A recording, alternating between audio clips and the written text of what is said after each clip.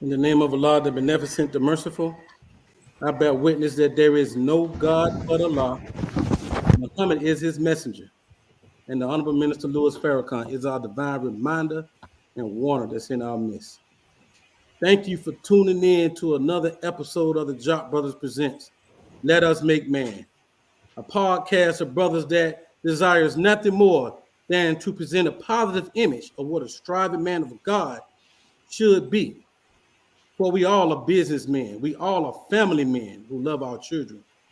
We all are youth mentors. And we all work hard in our communities to make it a decent and safe place to live. When putting this podcast together, we decided to govern our actions by three rules. And one was to put God first in all that we do. Come on, man. Two, to present content to podcasts that can make you a better you. And Right. three, to present brotherhood and unity amongst men that you can be proud of. Now, my name is Brother Kawi Muhammad. I'll be your host and moderator for tonight's show. I am that brother that is very interested in the root of things, the beginning of things, motivations and inspirations. And so I hope you enjoy those lines of questioning. Now, our big brother, Brother Jackie, once he joins the show, he will take over as the moderator. He's on the way. That's a brother that always bring a positive, fun-loving attitude to our shows and meetings. And so I can't wait for that brother to bless us with his presence. And of course, our brother from New York City is here. New Our York. big brother, well traveled. You can put international by his name now. Brother been across the water. He's the Right. producer of the show.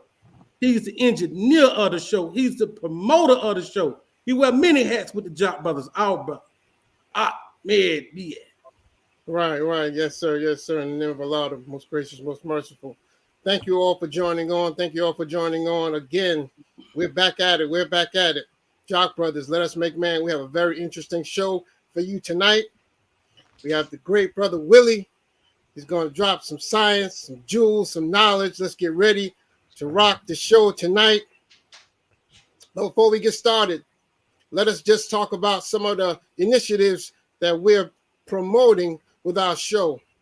First, you can view us on YouTube. You can support us by cash apping us at Jock Bros. You see it scrolling across the bottom of the screen, $ at Jock Bros. We need finances to help produce this show. It's not an easy work. And anybody who's into podcasting knows that it's a lot of work, a lot of preparation, takes a lot of time and a lot of effort. And we have to buy a lot of things. But we also support youth. We're all youth mentors. So at YouTube, you can go on Jock Brothers. Our website is jockbrothers.com. You can also follow us on Instagram at Jock Brothers. We have an initiative that we're promoting. We're trying to get the same information that we promote on our show to our brothers and sisters that are incarcerated. We want to get that to them through the most inspirational, independent, Black-owned newspaper, The Final Call.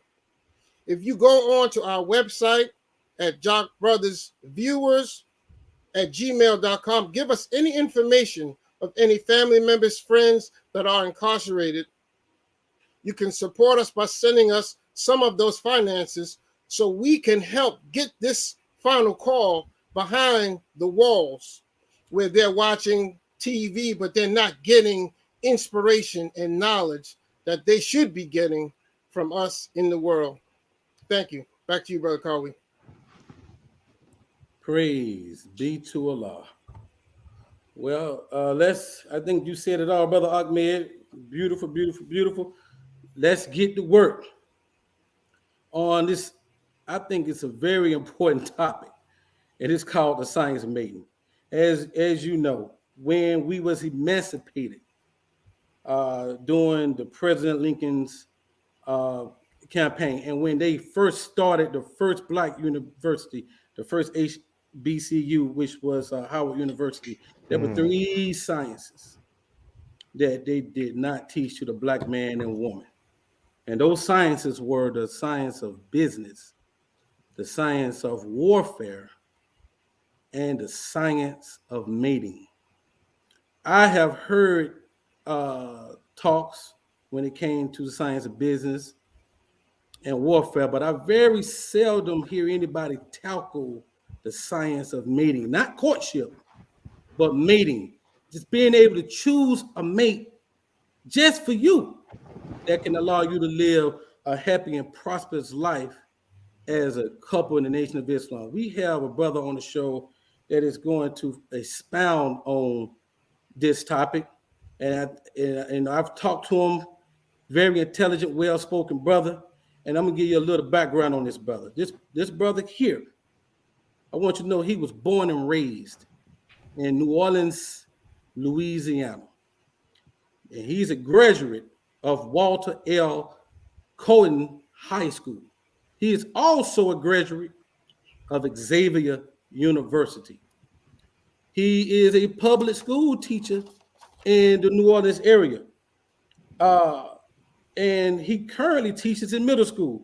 In 2003, he was approved by the Honorable Minister Louis Farrakhan to serve as student minister over Mars number 46. Brother put in some work since he's been the minister as well. He some of his accomplishments. He is one of the organizers of the New Orleans Man Up March, where over 800 men showed up and showed out. He's also one of the organizers of the New Orleans chapter of the Peacekeepers, where the city council recognized them and honored him for their good works in the city of New Orleans. With no further ado, and with a Jock Brothers round of applause, I would like to introduce you to our brothers, student minister Willie Muhammad. All praises due to Allah, man. All praises due to Allah. And thank you all for having me as a guest on your show. I'm a big fan of your show. I look forward to the guests that you all have every week and the consistent job that you're doing. You know, and I'm just your brother, man. As I always tell people, we're all in this. The Honorable Minister Louis Farrakhan asked us to refer to ourselves as students. And, you know, I teach school.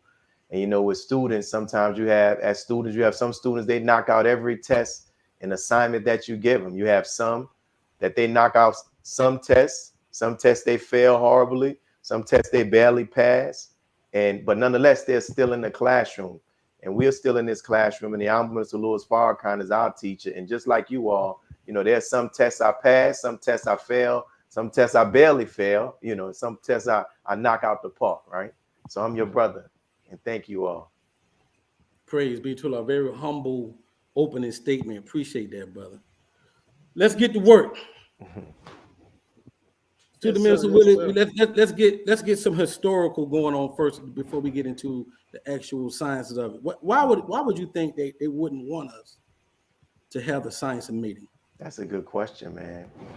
You know, ultimately it's because they understand with the science of mating, if you don't have that knowledge, it can hinder your ability to build a nation, right? Think about Master Farah Muhammad's father. He had a goal in his mind of what he wanted to do. He wanted to come to get a group of people, but he understood that there was a condition that existed. So he went into the caves of the caves of the Caucasus Mountain, not the caves. He went into the Caucasus Mountain and he found someone that fit whatever idea, criteria he had in his mind, because he knew that that one would help him produce a child that he will provide training for to equip them for a greater mission, right? So when you see stuff like that, when you see people who breed, and I don't want to put us on a level of animals, but there's science in there. Now, Mr. Louis Farrakhan has said this. When you see these people who are breeders and they breed dogs and they breed horses or these exotic animals, they just don't do it just happenstance. They examine the animal that they want their animal, whatever it may be, to have a baby with, because they understand that that's going to produce the qualities that they have, right? And so they didn't want us to do that, because that's part of what Henry Berry talked about in the Message to the Black Man, of preventing light from coming into every avenue of the black man and the black woman's mind. So that's part of the effort of also keeping us deaf, dumb, and blind. And even when you think about Yaqub did a science of mating. Mm. Right. Everybody just couldn't Right. get married, right? Right. So even he knew that if I want to build something, I have to make sure that the people who I'm going to build it with, that they had, that when they come together, that their union is just not accidental, that is actually thought of, and there's a science, there's a process. Are you? Let me get this right. Are you like making a comparison between mating and breeding? Is there a distinct difference? Are they one and the same? I mean, not. I mean, if two people end up mating, they're going to eventually end up breeding. They're going to eventually produce children, right? So Right. I'm just saying in regards to that. But the mating is something that should take place way before that actually takes place, right? Right. Right. So the mating is where we begin to start understanding about what type of qualities are we looking for, what type of characteristics are we looking for, and even sometimes too, what type of even physical features you're looking for, because some people may want somebody that's tall or a certain height or whatever. So you look into all of that. But the key to all of that, my brothers, is this: having knowledge of self. Mm. Because if we don't know who we are, we cannot effectively mate properly. And the book that Allah blessed me to put together is 2 times 5 equals 10. That's is a guide for single people, right? But that's based upon the principle that I heard the Honorable Minister Louis Farrakhan speak about in a lecture, where he was talking about when it gets time for selecting a mate. He used the principle of multiplication. He said that if you are a 2, and we're not getting on a scale of, oh, you're a dime, you're not a dime, but just if you are a 2 on a scale from 1 to 10, right?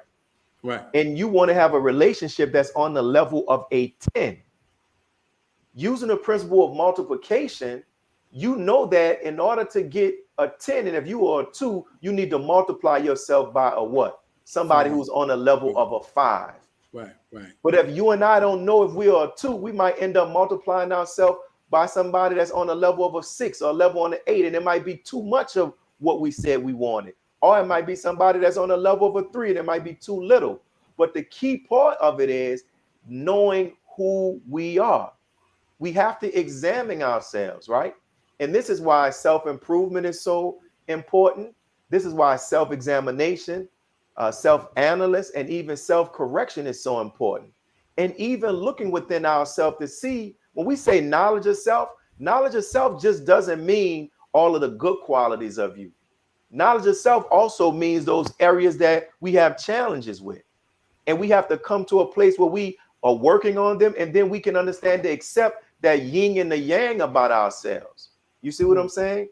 But that's a painful work, because sometimes, brothers, we don't even really know how to really examine ourselves. Right. There's Right. some things about ourselves that we don't even know yet, that time begins to produce, right? Right.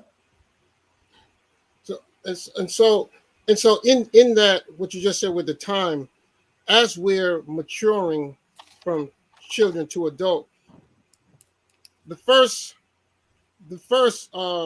decision, the biggest decision that we make is choosing our religion, choosing our way of life, and then we go on to choosing our mate. But as we're growing, the opposites attract. When do we start to learn the science of mating? When is a good time? Is it a good time for our children to start to learn or be taught these sciences? You know, the Most High Elijah Muhammad talked about how we have to teach our children how to do for self from the cradle. Right. So we should even begin to start teaching our children that, how you said, that selecting a mate, entering into relationships is not something you want to take lightly, Right. because the experiences that you have on the way to finding the person that you're going to marry is going to affect and is going to shape how you decide. Not only that, your experiences that you have in relationships on your journey to marriage, it can even affect your self-esteem and even your view of yourself. So we have to begin to start teaching them as a young age to really study themselves and be able to point out and identify the good about themselves, Right. but also be able to point out and identify the stuff about themselves that needs to be worked on. And the reason why is because if they reach to the age where they're ready to begin to start looking at the opposite sex, if they have a healthy view of themselves and they have a high degree of knowledge of themselves, then they're going to be more proficient in selecting the mate that they want and the mate that they don't want. But a lot of times, brothers, like with you and I, we didn't begin to start coming into the knowledge of ourselves until we came into the teachings of the Most High Elijah Muhammad. Right. And we didn't Right. even know about the science of mating until we came into the teachings of the Most High Elijah Muhammad. Most of us were selecting a mate based upon some physical feature, right? Or what may have come from some sexual pleasure, which Right. is not something that we should base that long-term decision on. And most of us were doing very little self-examination of ourselves.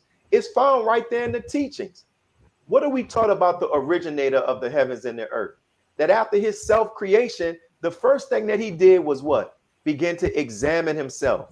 Right. And after examining himself, the next thing he did from out of his self-examination, he created a mate that would help him in the areas that he needed to be helped in. Now, this is the originator of the heavens and the earth, right?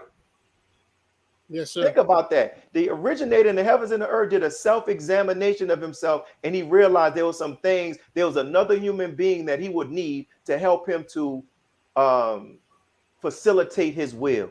And Right. that's what we have to do. And while Right. we're single, we really got to examine ourselves. And I don't think that we do that enough.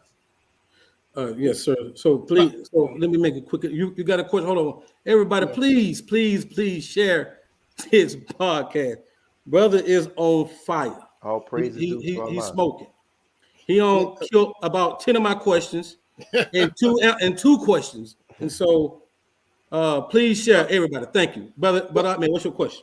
Because I'm glad he went into that, because when the minister speaks about Allah creating man and creating woman with the same essence, that are you saying like that is the beginning of us learning the science of mating? So we understand we're learning about Allah, we're learning about ourselves, and then we're learning how he created his second self. This is the beginning of us learning about mating, because now we're learning the essence of male and female. Well, what it is left there for us to study, to use in this modern day and time. Last night when we were dealing with the processing brothers, we were covering building the will. And the Honorable Minister Louis Farrakhan said that if we're not studying the life of the prophets to say, I'm going to learn from them and then I'm going to implement this in our life, he said that it is all vain. So we have these aspects of the teachings there so we can learn. So we know that by self-examining ourselves, by self-examining himself, the originator knew what he needed and they helped me. He knew that he had to have a desire to say, I want to see myself live into the future. So he knew he needed another human being that was able to reproduce itself, right? He had to have another human being. He knew that the nature of the man is he needed comfort. So he knew he needed a woman that would be able to give him comfort, right? So that's one example that we can study in that real deep self-examination. Another thing that I will provide to your readers and to your audience, the Honorable Minister Louis Farrakhan has a article that appears in a final call. He said it's titled Allah's Choice of Jesus. And the Honorable Minister Louis Farrakhan is telling us, study how Allah selects his prophets. And we can use that same thing to be able to know what to do to select a mate. And when you see this, he said when Allah selected his prophets, Allah already had an idea in his mind of what he wanted to accomplish. A lot of times when we select a mate because I'm 30, I'm 25. This is the stage where people saying the next thing I need to do is get married. So we're just doing this out of tradition, not out of I have a goal in mind of where I want to go and I need a person that can help with that. The lecture that they put on YouTube titled Allah's Who's Your Helper? Now, the minister knowing your role? The Honorable Minister Louis Farrakhan said that one of the things that he notices with the brothers is that many of us don't know what we want.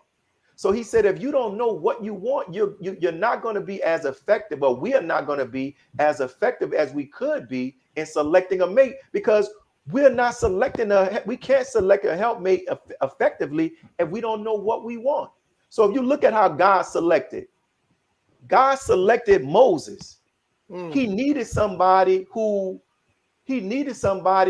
was not made by Pharaoh. You see what I'm saying? He needed somebody who had a love for the people who he came to save. And how did he know that Moses had a love for the people that he came to save? Because prior to Moses meeting God, Moses had already slayed an Egyptian because he saw him attacking one of his own people. So he had to have it in his mind. And that's the same thing with us as brothers and sisters. We have to have an idea in our mind of what we want and what we don't want. But in order to have that, we have to do an examination of ourselves. I know I'm talking, I'm going over. No, you straight, brother. No, you straight. You right on. You're right on. All praises to Allah. Let me ask this question. Now, I know you're a student minister, so I know you get had to do a lot of counseling sessions. All right, so but in your opinion, what are some of the mistakes you feel, and I know you can't talk for sisters, but to the best of your ability, what are some of the mistakes you feel sisters make when choosing a mate? What are some of the mistakes? I think in regards to, and this goes for sisters and brothers, it goes back to us not really knowing ourselves. It's not really knowing ourselves. It's kind of like, do you know they say that you spend more time in a grocery store when you go in the grocery store and you don't have an idea of what you want? Yes, sir. Yep. You might go in there, you might have a click, you might have a somewhat, but you end up grabbing something else. Like you went in there for milk and bread, but then you coming out there with soda, potato chips, because it's not clear. You think about we probably spend less time in the mall or less time shopping when we have a clear idea of what we want. And I think what begins to happen is that the mistakes that we make was, one, we're not really clear about what we want. I know I keep repeating that over and over, but that's at the root of it. Yeah, that's the root of it, yes. That's at the root of it. And two, the Honorable Minister Louis Farrakhan said this: we select a mate based upon the level of our self-esteem. Wow. That's another thing. You see what I'm saying in regards to that? And sometimes we also have not really studied how to examine a person, what questions to ask. We can't ask what questions if we don't know what we want. So at the root of it, I would have to say it goes back to us not knowing what we want. Then we get caught up now in, oh, he looks cute. Oh, she's fine. Right. Or he may have a crack salute, or she may attend class every Saturday, or he may attend, and we stop right there, right? But we don't look deeper into those things to be able to say, for example, if it says this in the scripture, let this mind be in you, the same mind that is in Christ Jesus. Okay, if that's a criteria, do you know how to examine if a man has Christ in his mind? Do you know how to examine if a woman has Christ in her mind? You see what I'm saying? Right. Like we have to really dig, and we have to really dig into doing that. And it's like knowing what we want, right? Right. So I hope I answered. I hope that helps. Yeah, no, you cooled up. So you since you mentioned it about 4 times, right? You need to know who you are, right? You need to evaluate yourself. How do you do that? How do you look and evaluate yourself so you can know what you get the idea of what you're looking for? That's a good point. One, I would say get into the self-improvement study guides. That's one. That's a start. Because in that, we're learning how to self-examine ourselves, rising above emotion, the struggle for balance, right? Building the will, developing a relationship with El Amin, the hypocrisy and all of that. That's a start. 2, I think we need to get some quiet time to ourselves, break out a pen and paper, and on one side, write down everything about ourselves that we like. And then on the other side, write down everything about ourselves that we know we need to work on. And then begin to start examining those things. Where did they come from? Where do my strengths come from? Where do my areas of that I need to work on come from? And here's another thing. If we find it hard for us to write good things about ourselves, then we got to ask ourselves, why is it so hard for me to write something good about myself, but I can easily write about what I believe to be my negative situations? Then after that, we need to have talks with our mothers and fathers. What did you notice about me as a child? You right? In the book that you're going to show at the end, it has activities that hopefully will help people to begin to start understanding about themselves. Another aspect that has to be done, we got to understand, okay, what do you like? Like, write down your likes from movies, from every aspect. Know those things so you are confident about, yo, this is what I like. Sometimes we don't even take this amount of time to examine ourselves. One of the things that I did prior to getting married, I sat down and wrote all of the relationships that I had starting when it was out of the puppy love stage, not the elementary stage, right? So maybe right around my first love interest when I was 15 or whatever. Right. From that time all the way present, I started writing down all of the relationships that I was in. I created another column and wrote down next to it each person why that relationship ended, right? Okay, all right. Then I wrote down in another column, not what the person did, but what did I do or what didn't I do that caused that relationship to end? Then after I wrote that list down, I came back and looked at the what did I do and what did I not do to find out why it ended. I had to examine myself, is that still in me? Like, hey, this relationship ended because I wasn't asserting myself. I was denying my needs. I was not expressing that this is what I wanted. What caused me to not put forward and stand up and affirm what I needed out of this from this person? And I had to examine and realize because I didn't have enough courage in myself. At the root of it, I lacked enough love to understand that I shouldn't be expecting that. So we really have to examine all of that type of stuff. Any unhealed relationship, especially what's key too, examine your father and your relationship with your father and your mother. Because studies are saying that we end up picking somebody that's like our father and like our mother. So we got to examine that and then begin to start trying to heal that, right? Because all of those things in the book I was writing, if people want to get the book, you'll give them my information and we can order them. I realized that in the book, I talk about how all of our experiences shape us. My compassion that I have for other people comes from my mother. My tendency to lose it and just when I get angry and just say things I end up regretting, that comes from my father. Right. But all of that came in to make me who I am. Now, I want you to know we're going to dab into the book after the 8 o'clock commercial. We're going to really go into your book heavy. If you can lab on some of the work in the book, but we're gonna dig in after the 8 o'clock. So go ahead, Ahmed. Now, in the process of learning self, how do we begin to shake the shackles of the Western ideology of mating? Because that's ingrained in us. They constantly, TV, all these relationship books, they're constantly teaching us and pushing on us this Western world society of mating. How do we break those shackles?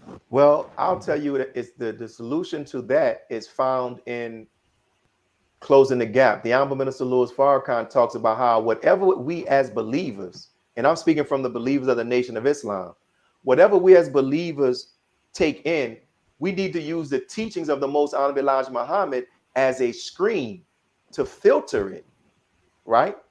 That's how I know when I read relationships books, this is what I'm going to keep, this is what I'm going to take away. I'm gonna dismiss and put on the side. I use the teachings as a standard, as a filter. But guess what? When the minister says the teachings, he's also talking about the supreme wisdom. But if we're not reading the supreme wisdom, then our filter is not as strong. If we're not reading the Bible or the Quran, then our filter is not as strong. If we're not studying the teachings, then we're going to end up taking in trash that conflicts with we're going to take in the sickness of the Western world, right? Like you have an air conditioning filter.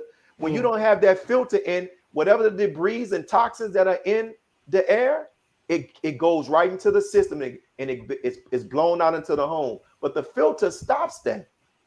And that's what we have to begin to start doing. Use it as a filter. Like I'm going to tell you, excuse me, I highly recommend the books Men Are From Mars, Women Are From Venus. Why Mars and Venus Collide. And you know why? Because to me, this white boy he using Mars and Venus to basically say that men and women have a different nature. But guess where I heard that from first? I heard that from the Honorable Elijah Muhammad and the Honorable Minister Louis Farrakhan expounding on it. You see what I'm saying? So when they say the science of everything, think about Master Farad Muhammad's father, who we were taught was set on the head of the council before him. He took his son all around the world paying for some for some of the most expensive books so that he can educate him, right? To prepare him for a mission. So what we do is we should not be afraid to read other information, but we read other information based upon the standard of the teachings of the most honorable Elijah Muhammad. So we have to be like the bee. And then after that, what we begin to start seeing is we begin to start realizing that, listen, now we can begin to start filtering in, that's that Western way. That's not all of this Western way is bad, right? So we separate the bad from the good. But one of the things is, this is why separation is extremely important, because we're going to be constantly fighting against their way coming into ours, because we live in the West. Right. And they still set the standard for what love is, what beauty is, what manhood is, and what womanhood is. Right. You're 100%. And even in, so you go back to Africa, and even in that continent, some of the tribal cultures, even though they were kind of wiped out as well, but some of them try to uphold to some of their parents and some of their cultures, and some of it is, and I'm listening to some of it like, hey, some of that don't even sound right, but some of it sounds right, but some of it, so some people like to go, well, let's adopt our ancestry African cultures. Yeah. But some of that is a little mixed up. Yeah. So that's why that's why we have to use as a filter. And we take what is in accord with what we've been taught by God, and the other stuff we leave it where it is. Yes, sir. And then after doing all of that, brother, look at how the supreme wisdom is set up.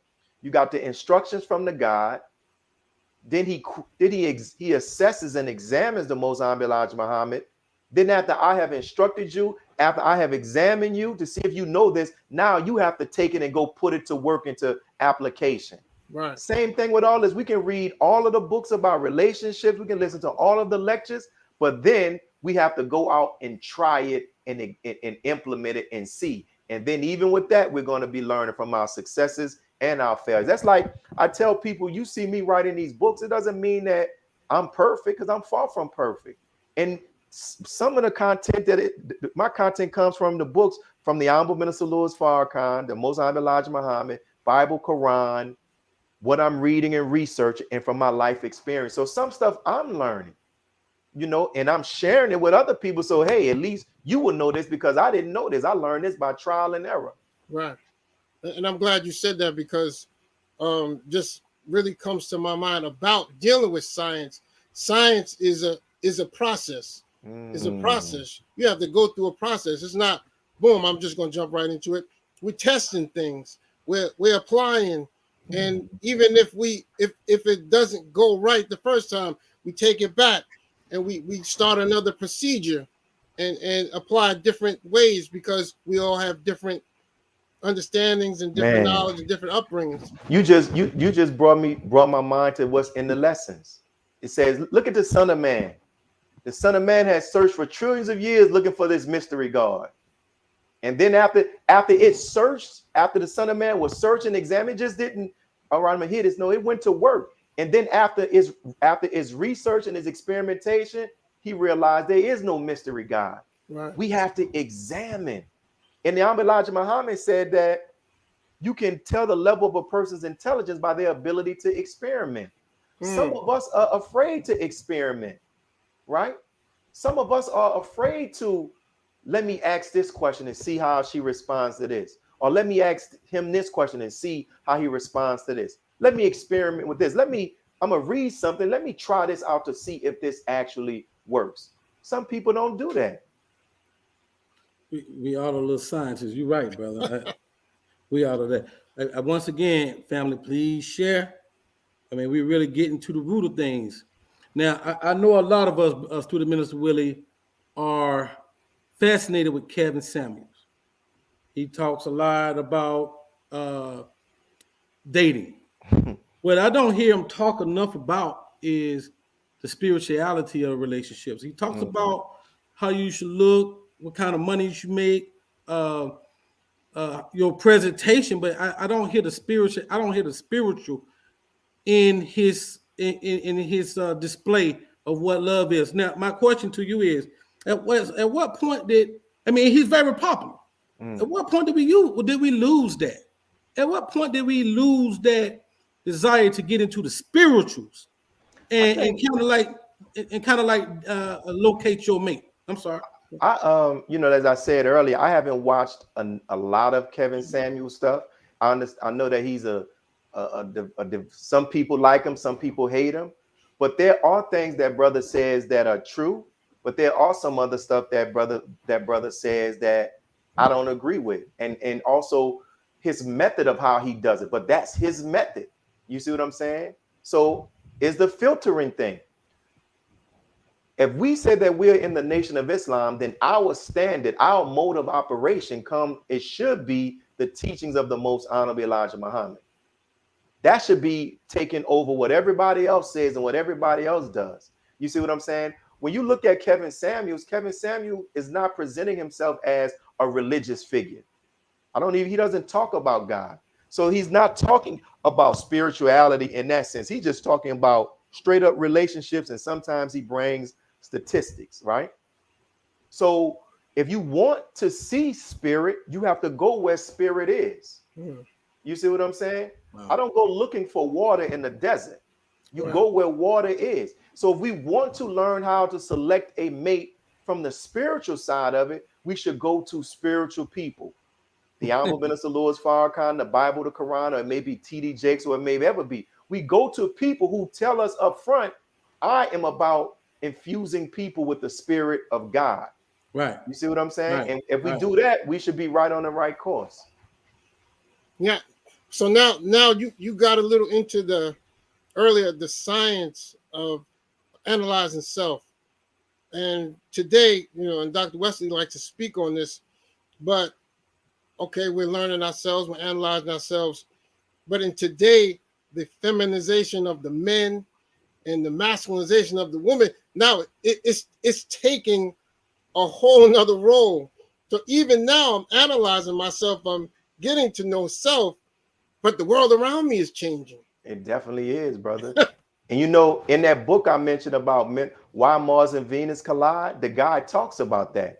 He talks about how because women are working in areas, in environments that are feeding their masculine, where they have to be masculine to be able to be on their job, to handle their business for most of the time, that's what happens is 8 hours out of the day, they have been operating out of their masculine side. And some of them don't even know that. So when they come home, they can't be nurturing. Because for 8 hours, for 5 days out of the week, that's all they have been doing.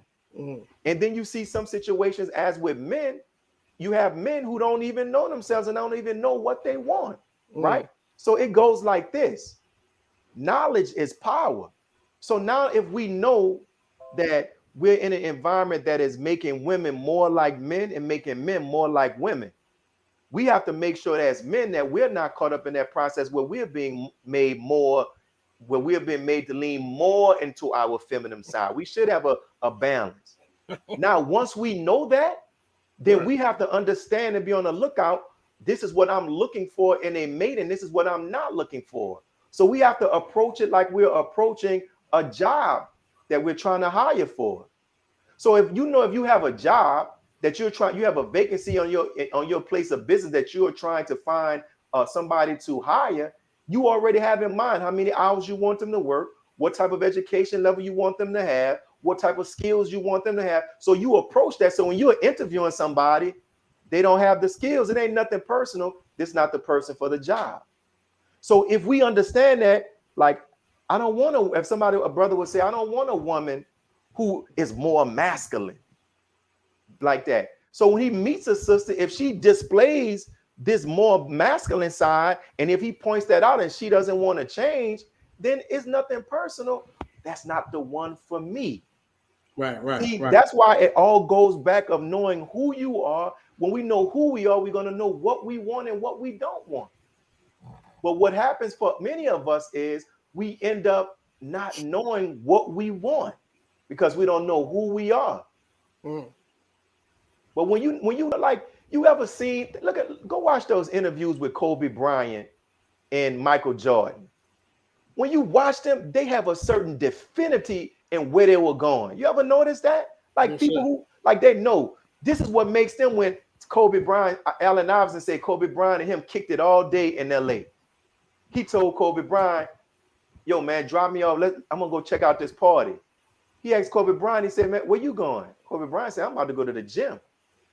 See, Kobe Bryant had a clear idea of what he wanted and what he was willing to do to get there. When we have a clear idea of what we want, then we're going to know. Like, if you want to go buy a car, right? And say if you specific, I want a car that has this amount of mileage. I want a car this color. I want a car that has this type of interior, right? I want a car that has this type of engine or whatever it may be. You can go to 5 different car dealerships.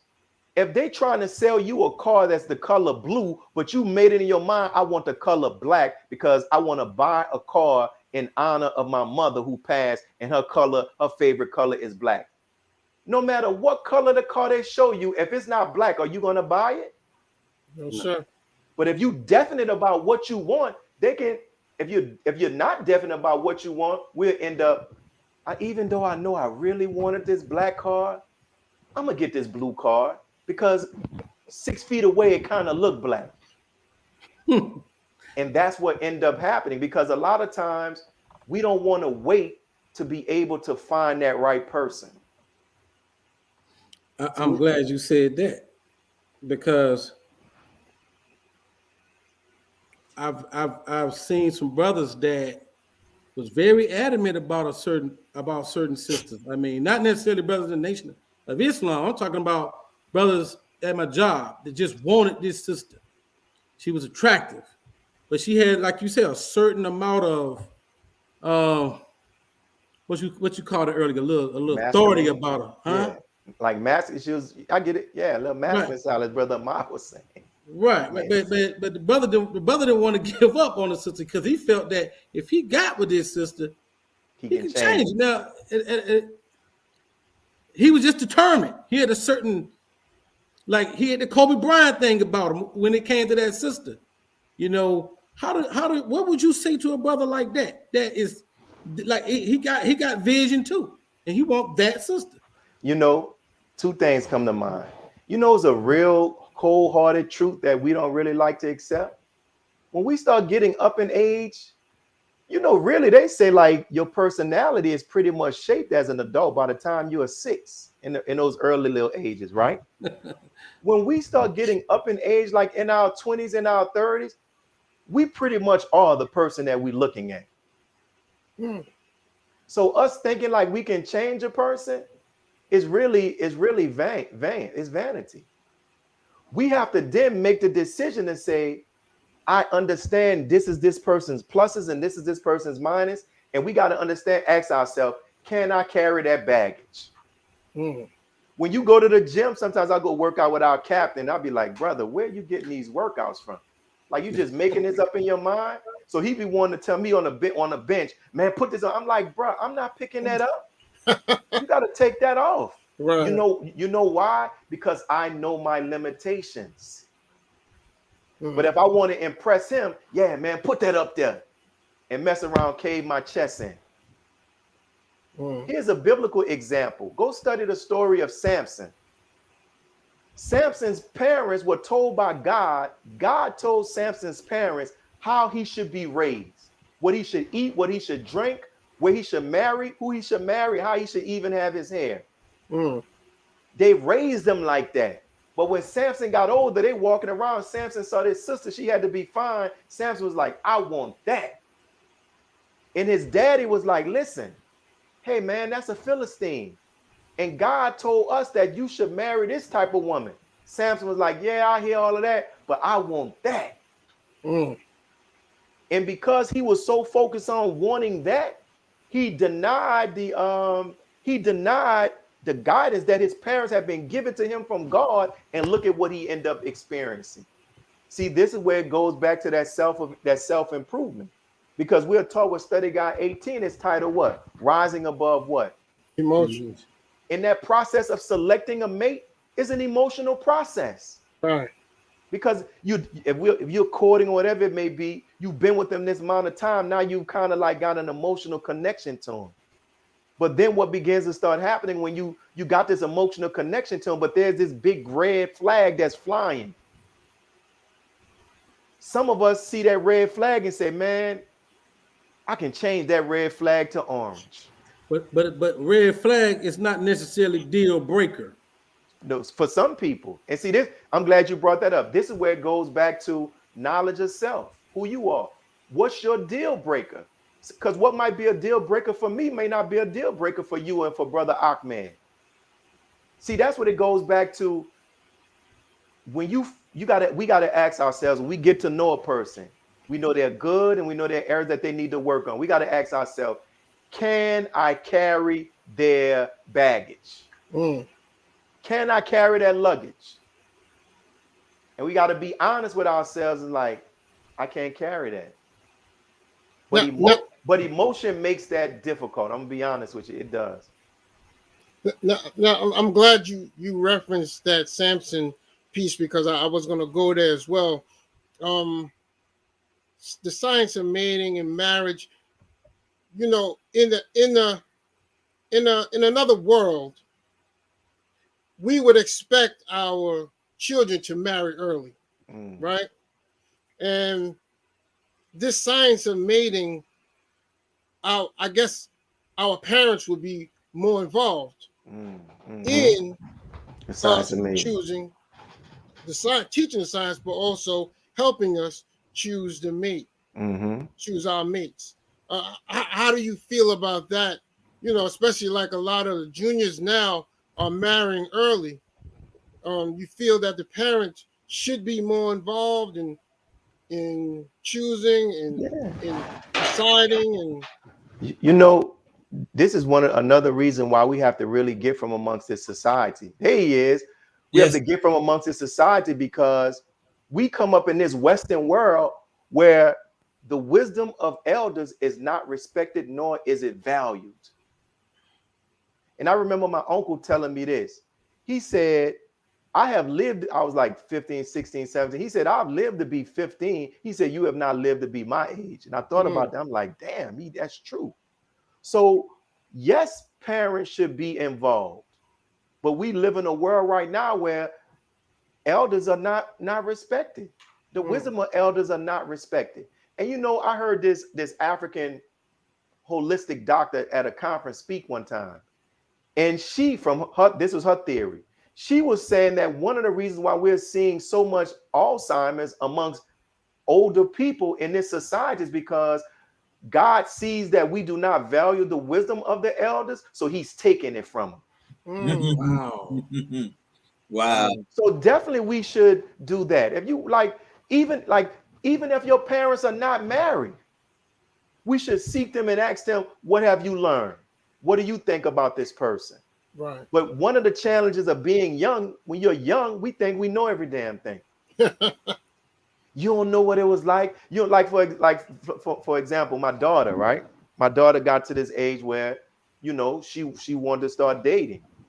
So I said, I need to speak to the brother. No, daddy, you don't. No, daddy, don't. You're gonna do this. You're gonna do. No, daddy. I said, I need to talk to him before he come to get you from anywhere. Right, right. So I ended up giving the brother. I ended up speaking to the brother. We had a talk, and everything worked out fine. But see, she thought that was like, man, that's old. Y'all don't. Nobody be doing that. But that's what we should be doing. That's right. You know what I'm saying? That's what we should be doing. Yeah, that creates responsibility, because most young men, when they don't feel that there's a male presence, they feel they can do anything they want Do with the anything woman. they want. There's no men responsible. There's no men caretakers. There's no men that's gonna come see me if I deal with this female wrong or unorthodox. But yeah, these yeah, that's good. That's good. I'm glad I haven't had that problem, brother. What's that? With You should have brought me with you, bro. You gotta have a little backup on that. But that's why we have to begin to start creating. Uncle Rocco. We got to start creating. We got to start creating those type of environments where people see the value of that. But in order to do that, if we don't respect elders, we're not going to respect their insight. If we think that older people are out of touch, then we're not going to respect it. So then what happens? We have to make the mistake that we could have avoided if we'd have just listened. And I give you this example out of the Supreme Wisdom. In the problem book, when it talks about, it said that the caveman had 59,999 books, right? And it said that Musa only had one. When I read that, I said, man, nobody's walking around with 59,999 books. We know that number represents the amount of people that Yaqub had when he went to the island of Patmos. But look at how Allah, the Savior, referred to people as books. That means that each and every one of us is a walking book. That if we take the time to learn, if I take the time to learn from the experience and to find out the experience of Brother Jackie, Brother Kyrie, Brother Ahmed, then I'm reading a book. Right. But when we don't value the other person, we don't want to hear anything that they have to say. Man, I don't know if this was asked earlier, but in choosing a mate, how important do you believe it is to know the other side of the family line, meaning going up the tree, the parents and whatnot? Very important, because DNA is real, brother. Come on. I don't know if you ever do you ever like find yourself feeling like or doing something that your parents used to do? No, all the time. Do you ever find yourself like you kind of have the same cravings of food, right? So if there are diseases that can be passed down through DNA, then some personality traits can be passed down as well. The reason why we need to know that is because that's the environment in which this mate is coming out of. So we definitely need to know that. And I'll give you an example, right? I knew a couple, and in the book I write about this. I knew a couple who she got upset at her husband because when it was time to celebrate her birthday, he just gave her a card with like $200 in it in some balloons. And she was like, man, I don't want that. And he couldn't understand, like, man, I'm giving you $200 some. And guess why she couldn't like that? Because her experience growing up with her family, birthdays were a big thing. Right. So when people had birthdays, they went all out. You see how that influenced her expectation? That she even unknowingly expected that to be continued when they was in a marriage. You see what I'm saying? Yes, sir. So it's the same thing. So we need to know that, because then we can begin to start understanding why they may see certain things the way that they may see certain things. So it takes courage then. You got to have courage, and even find the weaknesses in self, to face them, to deal with them, to hear somebody else point them out. Yeah, it takes courage to do this. And we got to know how to examine. We got to know how to question, to ask the right questions. But we was talking about that earlier, bro, Jackie. About that's fearlessness, about being able to look in the mirror. Yes. Not only question the mate, but being able to look in the mirror and, like Brother Willie said earlier, analyze self.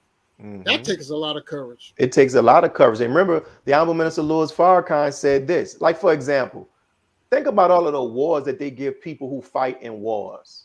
The Purple Heart, 5-star general, et cetera, et cetera. Because they went and fought in the war, right? Yes, but remember what Prophet Muhammad, peace and blessings be upon him, told the brothers when they were coming back from war. They said, Prophet, we just came back from the jihad. The Prophet said, what you just came back from was the smallest jihad. They was like, what? We just came back, people losing their life. He said, the greatest jihad is the battle within self. Wow. And the Honorable Minister Louis Farrakhan said that that's one of the battles that many of us refuse to engage in. If I can't examine myself, if I can't ask the tough questions about my own thinking, my own personality, and my own belief system, then how am I going to question somebody else in a more intensive way when I can't even question myself that way? It all goes back to self.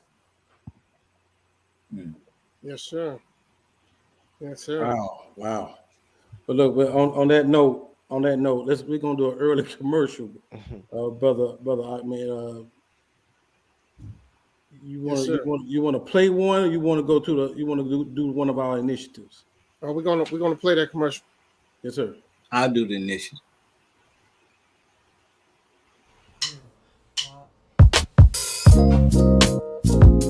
Thank you for joining the first half of Let Us Make Man, hosted by the Jock Brothers.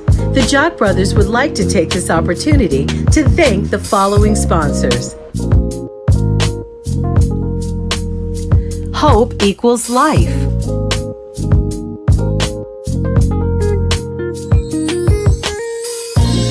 Supreme Waste Removal.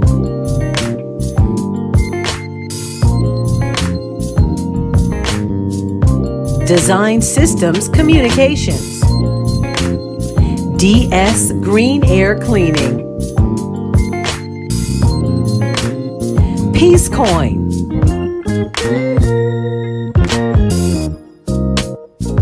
Design Systems Omnipotent Security.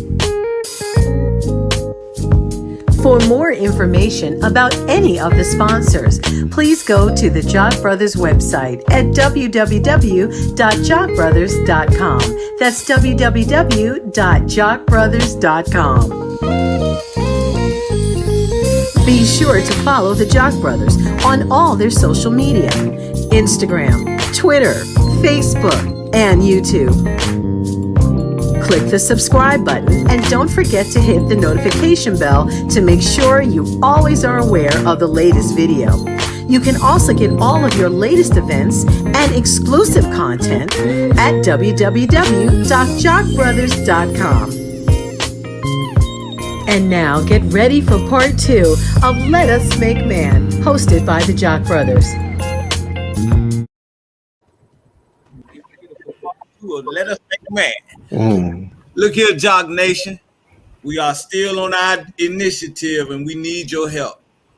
We are attempting, and we're going to be successful with your help, of getting 100 subscriptions for our brothers and sisters who are locked up behind the enemy walls in what we call the belly of the beast. And we are asking you to donate to this initiative, and it's only $18. $18 would give one of our brothers or sister a 90-day subscription. If you want to give more, it's $30. You can give a 6-month subscription. And for an entire year, it's only $60. And we're asking you to help us with this initiative so that we can service our people behind bars and they can get the absolute truth, the Final Call newspaper. So we're asking you, Jock Nation, please go to, if you see our Cash App scrolling at the bottom of the, scrolling at the bottom of the page, please donate to that Cash App. And if you have someone who you would like to, for us to sponsor or get us their information and send it to jockbrothersviewers@gmail.com. And that way we can have any brother and sister that you know who are locked behind us, and we can send the Final Call subscription to them. So thank you, Jock Nation. We look forward to you supporting our initiative. Thank you. Praise be to Allah. Beautifully done, brother. Uh, so part two of the show. We finna get into your book now, student minister Willie. 2 times 5 equals 10. That's the name of the book he's putting out. This is what he's been talking about the entire show. But student minister Willie, can you please elaborate on the book and the inspiration behind putting this book together? And yeah, thank you, my brothers, and thank you all for giving me the opportunity to even put this out. And for those who are interested in getting it, all they have to do is reach out to me on social media, DM me or inbox me or leave a message, and we'll take it from there. But the source of it is the Honorable Minister Louis Farrakhan. When I heard the minister make that example, I believe it was in one of the lectures, Keys' black male and female relationships. When he made that analogy, to me, it made so much sense. And it really emphasized the need for you, for us to really take time to study ourselves. Because when we know ourselves, we will know exactly what we want. It's a think about when we dress. You already know, each of us know, like there's some colors that they just don't match. That's not, I can't go and wear a suit that's color, that particular color. You see what I'm saying? I can't wear eyeglasses that is that particular color. I can't wear shoes that size, so it's based upon knowing who we are. So in the book, it talks about knowing yourself. It talks about knowing your love language. It talks about your relationship with God. And there are activities that if a person does, by the end of reading that book and doing all of those activities faithfully, they should come out with an increased understanding of who they are and who they are not, and what they want and what they don't want. For me, brother Willie, when I got married, my uncle told me, he said, "Yeah, you married up."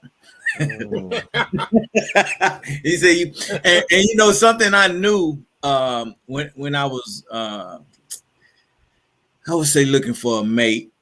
Something I knew, I wanted my wife to be raised with both parents. That was important to me. And because I came from a single parent home, and I grew up, and the marriages around me were not exemplary for me. It was not. It didn't show me. It didn't exemplify strong men to me. So I knew that, but I did not know. I did not know how to choose a mate. I didn't know I was marrying up at the time. I just knew she was. I mean, she was special, and she. But I know now how much I've married up, brother. So what do we? All right. So to peel them layers off, how do we peel the layers off? I mean, I know we discussed a lot, early on, but I mean, you might looking for something, and it might be greater in front of you, and you can't. What it really is. Right. You don't even recognize it, bro. So I heard a sister say, I think it was a former MGT captain, I think from Boston. She made a good point, speaking in relation to the nation. She said, you don't marry an FOI or MGT. I was like, wow. She said, you marry a brother in the process of becoming an FOI and a sister in the process of becoming an MGT. And to me, that made so much sense. You see what I'm saying? So in regards to peeling the layers off, it goes back to having a clear idea of what we want, you see, and what we don't want. And then being able to know how to examine and question somebody to know that they're not just giving us the best representation of themselves. So that means how do they handle themselves when they are in different environments? That's why it's important to talk to everybody that knows them. That's why it's important to examine. Like, look, you just gave a real good analogy that leads to, you gave a real, not analogy, life experience that goes back to your question that you originally asked.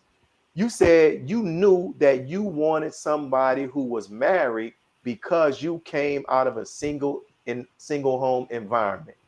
You see how your past experience affected what created your expectations and what you wanted in a marriage? We got to ask those questions. When people say something, tell me why you want that.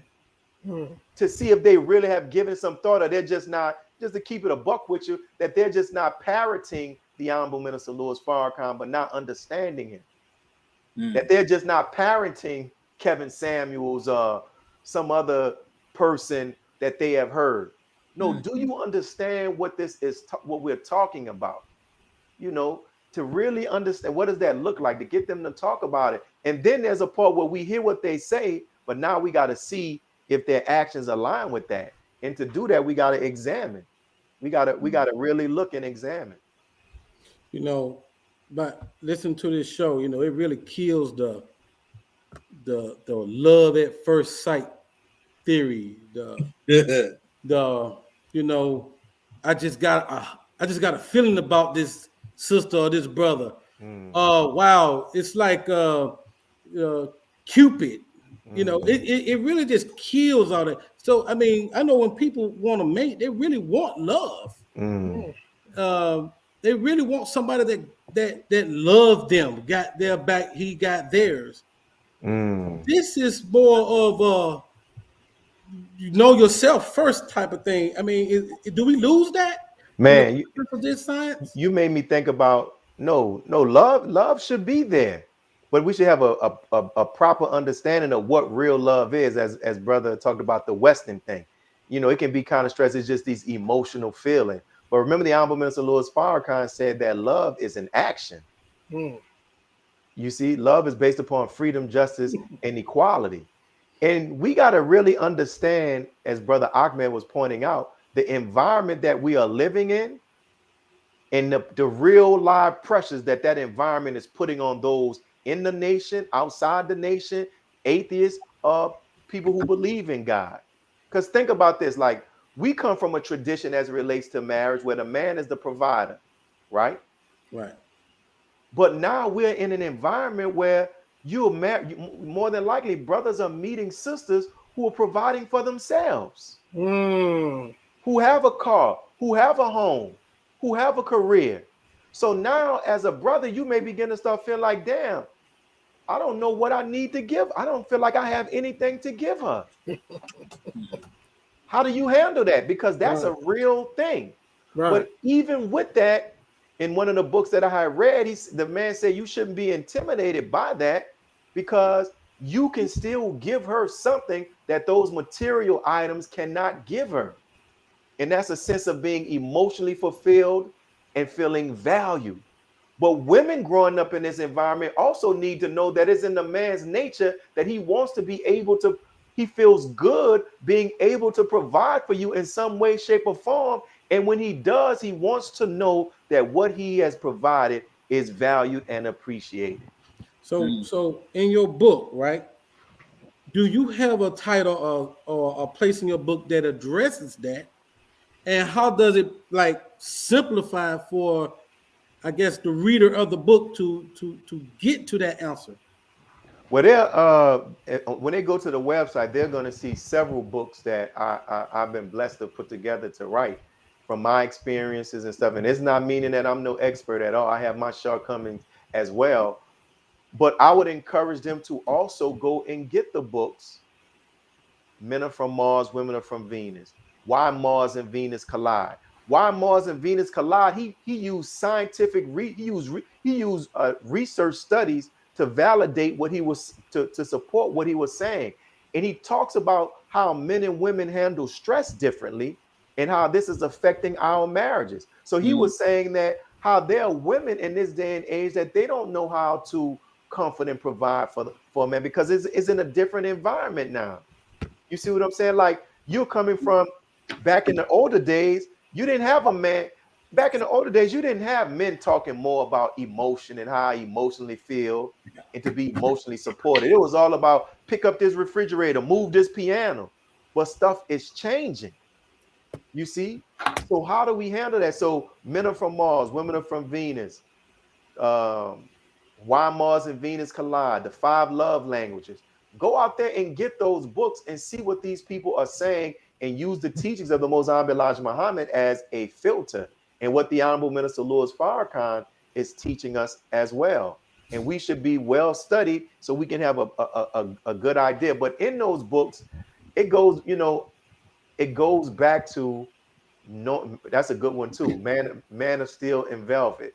It goes back to us knowing who we are and what we want. I'll give you an example of the Savior, right? Master Farad Muhammad, when he was not looking for a people who was just black. Think about this. When he was searching the earth, he was not looking for a skin color, because if he was, he would have stopped in Africa. He would have stopped in the Isles of the Pacific, because he ran into black people. He was looking for a group of people that fit a certain description, and that description was the most rejected and the most despised. I'm quite sure he came into other people who were rejected and despised, but no, he was looking for what? The most rejected and the most despised. So when he came in and when he came into the ghettos of America, he said, this is those people. But you see how he had a clear understanding of what he wants? And I think if we talk to most of us, we don't really have a clear definition of what we really want and what it really looks like. Come on, man. Like you talk, what do you want? Well, I just want a soldier. I just want an FOI. I just want okay, and what else? I just want a soldier. Oh, I just want a brother that loves fire. Okay, and what else? Right. What do you want? I just want a sister. I want somebody that would know how to make bean soup. Okay, what else? You see what I'm saying? Like what? Like no, we got to get down to. And sometimes when I'm counseling couples or people who are about to get married, and I tell them that, I say, I know this may sound a little silly. I said, jot down every aspect that you can think about that deals with a marriage and deals with running a home. Every aspect, everything you can think about: paying bills, cooking the meals, who gonna make the bed up when you get out of the bed, how are you gonna think about everything. And then as you sit down with that person you're gonna marry, okay, what's your thoughts about this in regards to making a bed up? Because something like that can cause a whole argument in the home. Come on now. So how are we gonna handle this when it talks about after we get finished eating with the plates? I'm just gonna leave it on the table, or do you want me to put it in the sink? Should I scrape it out, or what should I do? Teach Willie. So we can have a plan. You see what I'm saying? Yes, sir. So we can begin to start, because you'll be amazed at how on some little bitty small things that we might be like little bitty small things that mean a lot. Like you might imagine if you didn't cover this with a sister you about to marry, that when she goes to bed, she likes to have the TV on. Right. Wait, you're like, damn, man, we ain't even talk about this. You see what I'm saying? And it can cause a problem. If for 30 years of her life she's been going to bed with the television on, and for 30 years of your life you have never even wanted a television in the bedroom. If you haven't discussed this, something as small as that can begin to be a big problem. Remember, in the Bible, Satan started off as a snake. I've been in the married book of Revelation, he was a dragon. Come on now. Wow. Go ahead, Jack. What you going to say? No, I've been married 15 years and we still haven't had that discussion. That's a good point, brother Willie. That was if we playing spades and somebody renege on the book, who's sleeping in the guest room? Exactly. All of that stuff. You know what I'm saying? Yes, all sir. Of those things, man. We gotta, I would say, brother, what I'm learning, don't assume anything. Don't assume. Have a clear idea this is what I want. Have a clear, but that goes back to really knowing who we are. I can't stress that enough. The more we know who we are, the clearer we'll be able to say what we want and what we don't want. So let's get this out in it, man. That brother, I'm telling you, that is good advice. So it's not one or two things that we looking for. Like you said earlier, I'm looking for a soldier. I'm looking for somebody, maybe they can cook, maybe she's clean, or maybe he's clean.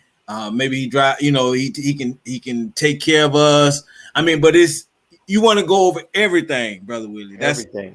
as you try to go over as much, because guess what? Even after you've done all of that and you get married, stuff gonna pop up that you never even thought about asking, because that's just the nature of it, that God has to allow us to experience some trials to see if it was going to be a test.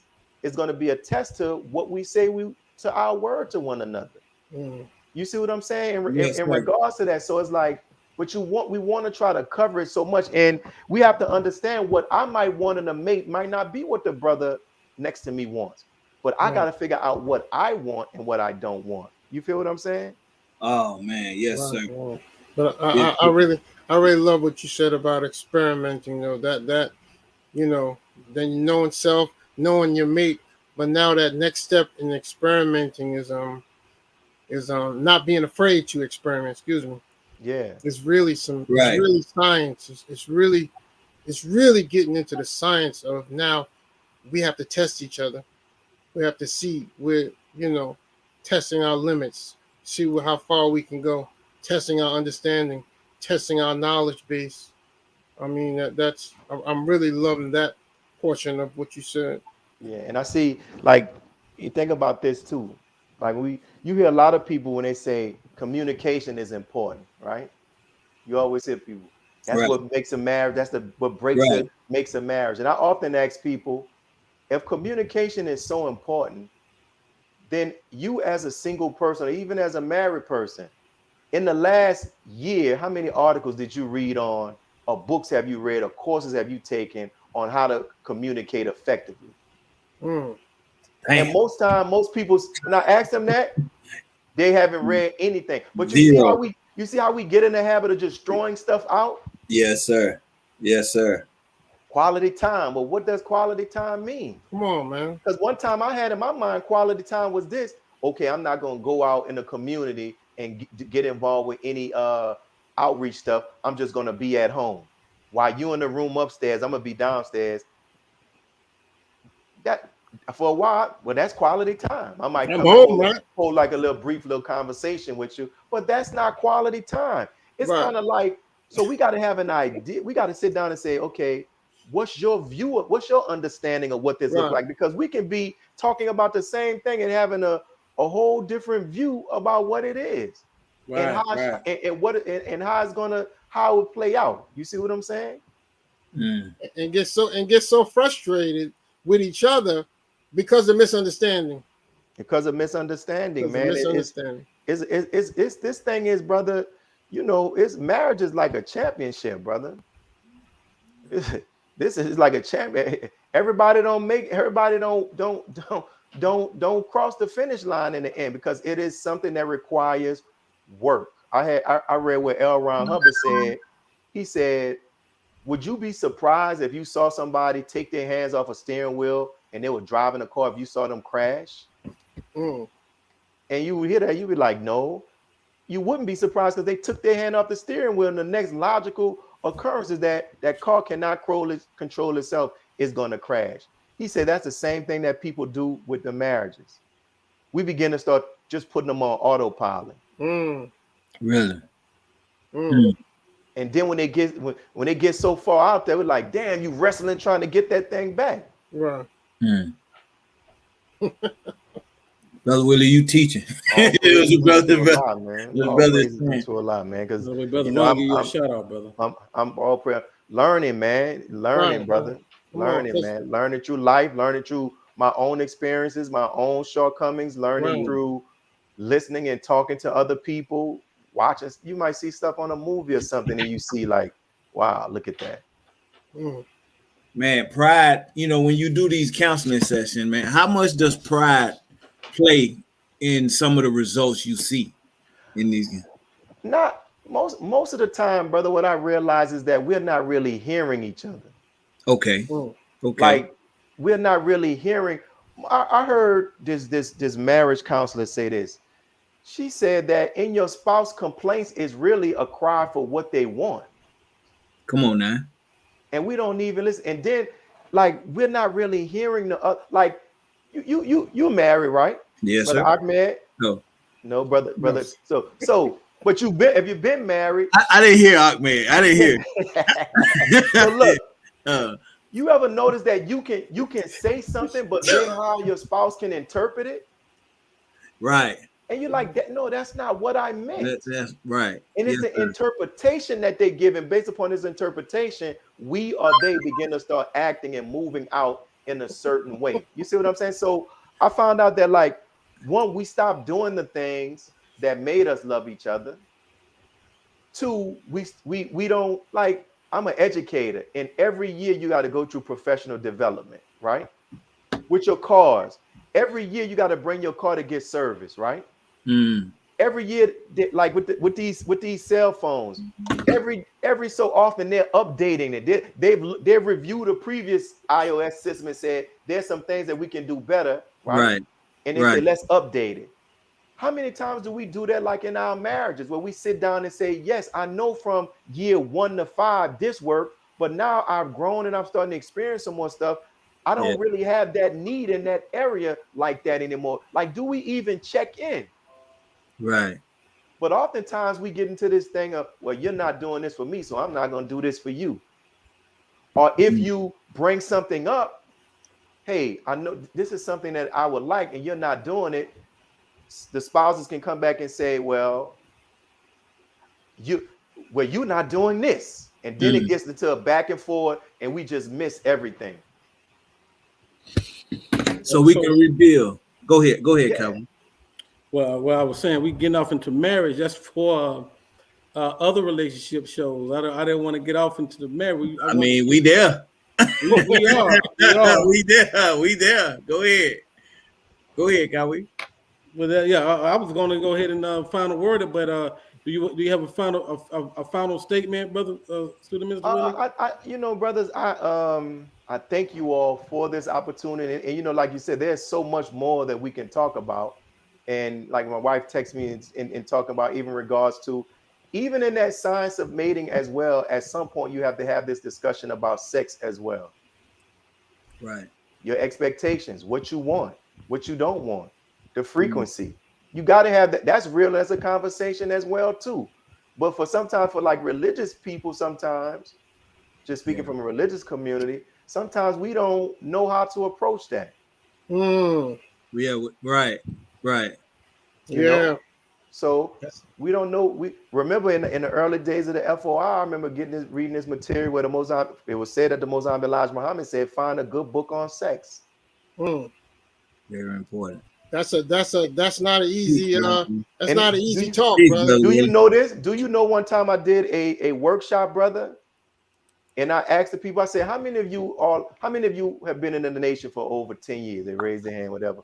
I say, how many of you know that the Honorable Minister Louis Farrakhan wrote an article titled The Purpose of Sex and Marriage that was in the middle of the Final Call newspaper? Nobody in the room raised their hand. Think about that. So we're not sticking to the science of it. Now we're avoiding the science of it. But if we haven't studied on it, you can't even apply the science. We can't even, exactly. That's what I mean. So we're not thinking scientifically. We might see the word sex and just immediately, okay, let me turn away from that. That's something else. But when we approach it scientifically, we can look at it. To even understand that there's a science to it. Yeah. So that is, so those are conversations that we have to have as well. We have to have them, brother. You trying to save a nation? Stuff. Yeah, dealing with children, all type of stuff that we have to have. We got to cover everything as much as possible. I know that was supposed to be the last words, but thank you. No. Take your time, brother. Go ahead. Thank you all. Thank you all, man. And like I said, people can go to if they go to online, it's gonna probably direct them to Amazon where they can order books. That's fine. But they can if they hit me up, you can get the books, a personal autograph, of your book. So just hit me up on Instagram, Facebook, our Moms page or whatever. But thank you all, brothers, for what you all are doing. Thank you all for what you all are doing, because you all are helping to expose not only the nation, but also others outside of the nation to the wealth of talent that we have in the Nation of Islam. And so whatever I can do to help promote your show, a shed of flies, whatever, man, definitely let you know. And And you know, I hadn't been talking about marriage and relationships for a while. I stopped talking about it. I stopped talking about it. But when Brother Kyrie called me, I was like, such a good brother, so I can't tell my brother no. So I'm gonna do this. I'm gonna peek my head out. I'm gonna peek my head out just for this time, you know. On purpose? Did you stop talking about it on purpose, or I stopped talking about because just learning stuff. You see what I'm saying? Just going through like a period of my own self-evaluation. And it's one thing I'm learning to write about this stuff, but then when you also have to live it as well. You see what I'm saying? Absolutely. And you begin to start. So I just had to let me sit back and let me begin to start reanalyzing what I previously thought, you know, and come to a more balanced understanding of it, you know, because this thing is not easy. If it was that easy, you wouldn't have the high divorce rate that we're having. Exactly. It's not that easy, man. Right. But the reward. Yes. Praise be to Allah. And the thing is, like you know, like with our brothers, you know, divorce Allah permits divorce, you know, so it happens. You know what I'm saying? But the thing is, we shouldn't go through a divorce and give up on marriage. Right. Because sometimes it might be that first time, second time, third time, fourth time, and then you get it right on the fifth time. If you get it right on the fifth time and you find yourself in heaven, when you look back at the fourth time, third time, second time, first time, you're going to say it was all worth it because it helped prepare me for this. Say that again. Wait, say that I'm again. not. You trying to some trouble, brother. Wow. Yeah, Ahmed trying to start some trouble, man. Now, man, Ahmed trying to get it together, man. Ahmed, learn from them lessons. You know, like when people were saying Steve Harvey can't tell me nothing. Like, what you mean Steve Harvey can't tell you nothing just because he's been divorced? Right. He can tell you what not to do. He can tell you what not to do. Don't be so arrogant that we can't, like, I ain't gonna learn from them. Like, yo, sometimes you might want to learn from somebody who failed and was somebody that had the negative. You see what I'm saying? And they had it. But like if God can tell one of his prophets to study the ant, who are we to say that we can't learn from somebody? Come on now. Get off of that, man. Hey, bro, where you pull that one from? And then the thing is, look how crazy we are. I don't want, because he been divorced, she been divorced. And then no, I don't want to talk to him because they just think they want to act like they just got the perfect marriage. Really, when you uncover all that, you really don't want to talk to no damn body. You want to do your own thing. Come on, now you go. You know, this is the part of the show. We're gonna go another half hour. Keep going, bro. Let the church say amen, right? So we gotta learn, man. We gotta learn, man. And the thing is, you know, it didn't work. If it didn't work, it's painful. Dust ourselves off. Let's get back and let me try again. I'm still in the game. Right. Still breathing. I done saw some boxing matches. I like boxing. When a brother get knocked down, that boxer get knocked down, he get back up. And if he get back up and he don't dwell in the past, he might be able to get the victory. Right. And guess what? When he get that victory, they don't talk about him getting knocked down as much as they talk about how him coming back and winning. That's right. Come back and win. Right. And really, after you've been married 1 time, 2 times, 3 times, we should be able to make a better decision. Right. A better selection. It's not like we single going into something that we would never marry at all. No, we've been in it, and I know what this look like. And this is where when that's what gives you the experience where you know how to get to the layers. You know all the fluff. Right. Yeah, I heard all. I know you can't. Every day I'm thinking about you. Yeah, I've been through all that. Let's get to the fluff. Right. let's get to the real stuff. How you handle this? Yes, sir. Yes, sir. Praise be to Allah. Well, we want to thank you, Brother Willie, as always, for coming on. Brother Ahmed, do you have any final words, sir? Oh man, I got plenty to say. Ahmed is Willie done got me hyped. You crazy? Ahmed is funny, man. But you know, I mean, one thing I love about the teachings, man, there's a science to everything. This is what I love about the knowledge of God. He there's a science to everything in life. And the more we learn, the better we are and the better we can become. I don't know, brother Willie, I don't know who works on your website, but you might want to add to it a speedy Zoom counseling session. We might need to do it. I'll let them know. I'm gonna let them. That's a good idea. But man, you just made just like think about this. You just brought something else to my mind, right? And you can go Google this. You can still get all these magazines. In the Supreme Wisdom, it talks about the duty of the civilized man is to teach the uncivilized, to teach them the science of everything in life, right? Mm. Yes, love, but it says the science of everything. So one day I'm going through Walmart or Whole Foods. Do you know, man, for the Time magazines puts out a series where they had the magazines is the science of marriage. Right. The science of, I said, dang, didn't the Savior want to teach us that? I said, so let me get that and read it so I can, the good I take, the bad I leave it alone. Right. The science of stuff. Yes, sir. Yes, sir. I just wanted to say I know that mosques are opening and you know we're getting into bringing all our brothers back in. So I just wanted to give a special shout out to Brother Gilbert. If you have any problems with him, Brother Willie, just give me a call. Just give me a call. I'm a Brother Gilbert was out. Brother Gilbert was out. And he was out on Sunday, man. I'm gonna let him know. Yes, sir. Yes, sir. Aquaman said that, my brother.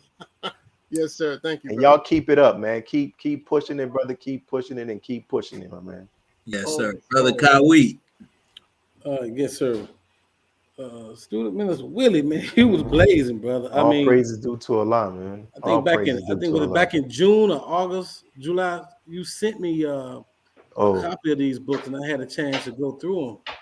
I sent you a comment on what I felt about the book. I don't know if you even got that text or not, but I knew when we came up with Relationship Month, we had to have you on, and you didn't disappoint, brother. I really appreciate you. All praises due to Allah. Coming to the show, man, and just just sharing with us some of your wisdom, some of the things you run across that can help us be better at finding our lifetime mate. So appreciate you, brother. I'm glad I could call on you, and you look anytime, man. Good brother. Call, man. I be needing to talk too, as I be needing those talks as a brother as well. So hit me up, man. That's what I'm talking about. Well, Jock Nation, the science of mating. As we see, we got to approach it fearlessly, patiently, scientifically, and we got to be able to address everything that's going on within and without of self, and who we choose to be with. So definitely let us support our brother. Get the books, get all the information you can. If communication is important, then get books on communication. But if finding a mate is important, go see our brother and get his books that he have. And definitely we can move forward and be a successful nation, because without great marriages, we won't be a great nation. So as our minister has taught us and no, man. Come on, man. You already this road. No, man. It's my turn now. Go ahead, brother. No, I just wanted to say, even if you don't get the book, you can share that book with some of your family members. These holidays are coming up. There'd be great gifts. Am I right, brother? Yeah, they can hit me up. I'll autograph some copies, man. I'll autograph some copies. Absolutely. Hit me up. We'll let them know what they actually have, and even what brother Kyrie, I don't know if you shared it with the other brothers. Is what we did was we took all of the Honorable Minister Louis Farrakhan's articles on marriage, family, everything dealing with that, and we created a digital workbook. And in addition to that, we even took the Honorable Minister Louis Farrakhan's lecture on what is your role, and made a workbook to that as well. So Kyrie, send it to him, my brothers. I sent it to him this morning. We have it. Oh, y'all got it. Y'all on board. We on deck. We filling it out for AP to Allah. So thank you, Brother Willie. May Allah continue to bless you and your family with success. May Allah bless and keep you and your family. All right, Jock Nation. So once again, as Ahmed don't like when I say this, but as our brother, the scholar, DJ Khaled says, Come on, man. another one. Another one. I like that. I like that.